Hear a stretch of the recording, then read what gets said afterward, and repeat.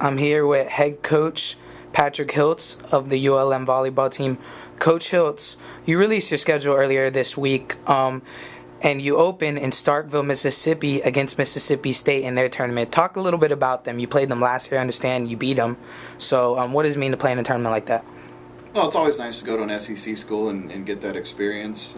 Yes, we beat them last year. They've got a brand new coach, and let's be honest, the reason we're on their schedule is they want revenge. So our girls know that. They're going to do everything they can to make sure that doesn't happen. But we've got a couple other nice teams there as well. So it's just going to be something we're going to want to start off strong, make sure we get our new players integrated into our systems, and that we start with a good flow, because we finished with a good flow last year, so we want to just pick up where we left off.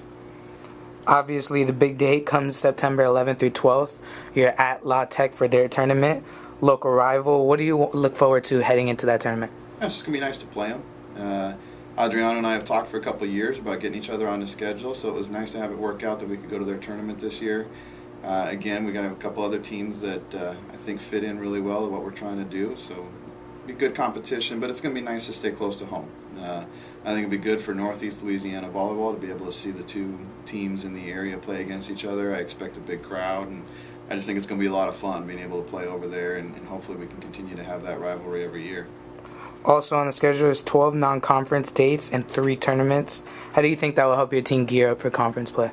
Yeah, the non-conference schedule was intentional. There's some that are mixed into the conference schedule, and there were some gaps in our conference schedule based on the way that we're going to do things this year.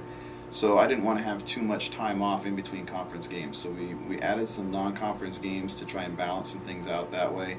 I think it worked out really well.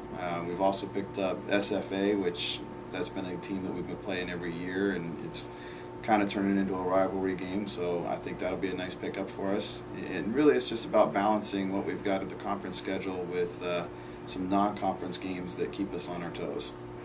Also, you talked a little bit about it, you noted, but the structure is different than the double round format we saw last year. Can you just talk a little bit behind that structure and just give us a little explanation on why you came up with that as coaches?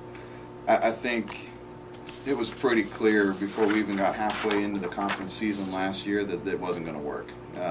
Coaches were tired, but more importantly, the players were really feeling it. And from an academic standpoint, being on the road that much, a lot of travel, it was really just tough on the kids. And once the coaches stepped back and realized just how difficult it was and what it was doing to the girls, it was a unanimous decision when we met in January that this is something we had to change. And it creates an issue with some potential tiebreaker situations and teams getting into the tournament or not getting into the tournament. But at the end of the day, this is really the best schedule for the kids, and that's what the driving factor was in making the change. Is it made more sense from a travel perspective, just time away from class perspective, and for us it helps our budget wise. We're not traveling as much as well, but there was too much good in making a change than there was in keeping it the way it was. So all of us were on the same page. It was nice to see. It was a very easy change to make.